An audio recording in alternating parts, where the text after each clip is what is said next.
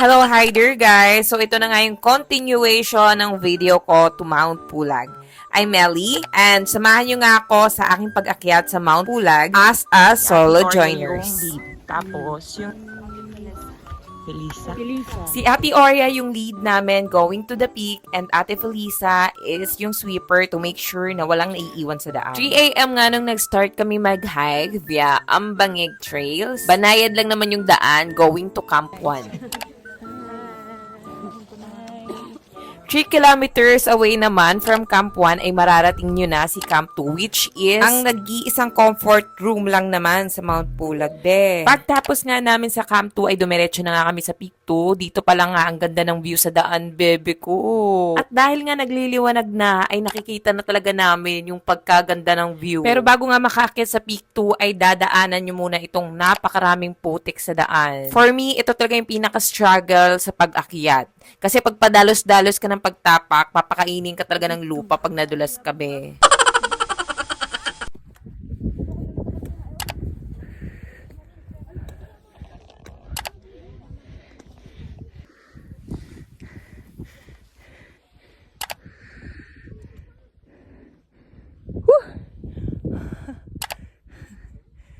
Thank you, Lord.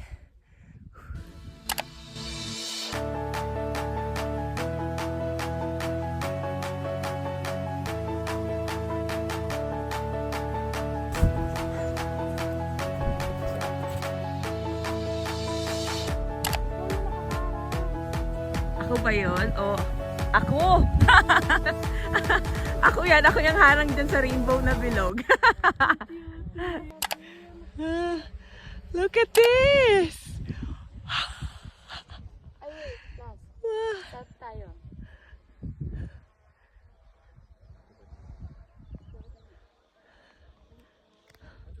Guys, ang taas-taas ko na. Sobra. Nasa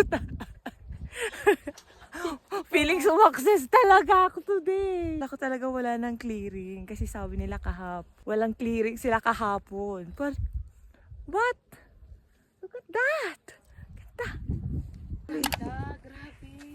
Kawawa naman yung nasa baba pa. Nakita kayo, bilisan nyo! Marami pa sila eh.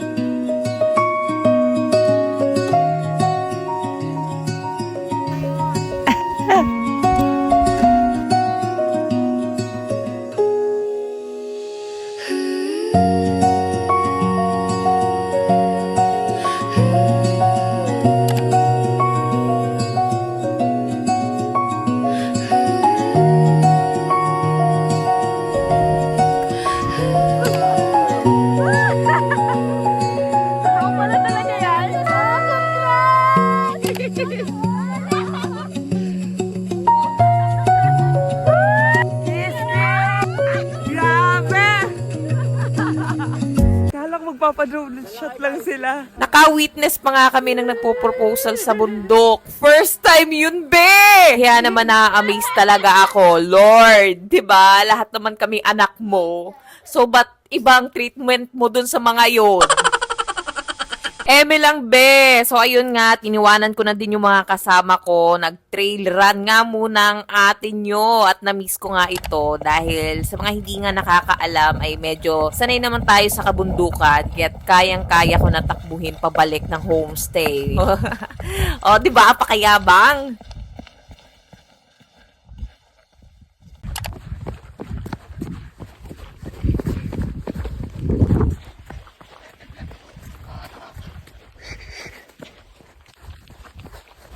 eto na nga ay nakarating na ako sa Mose Forest na napakaraming umaaura nga dito sa matatandang puno na ito. Pero di ko masyadong goal kasi na mag-picture-picture dito.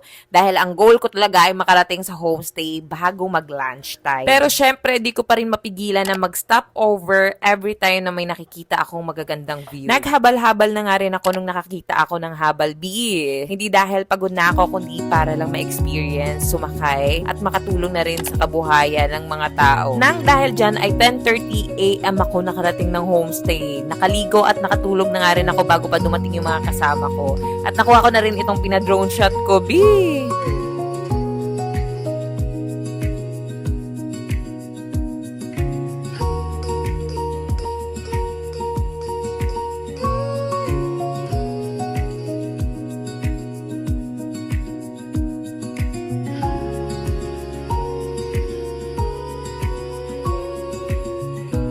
Pagkagising ko nga ay ready na rin yung food. Talaga namang grabe, sulit ang experience ko dito sa biyaheng ito. So, iiwan ko na lahat ng details, travel expenses, where I booked this travel, and mga pinrepair ko. So, please check the itinerary below, guys. Ayun lang. See you to the next one. Bye!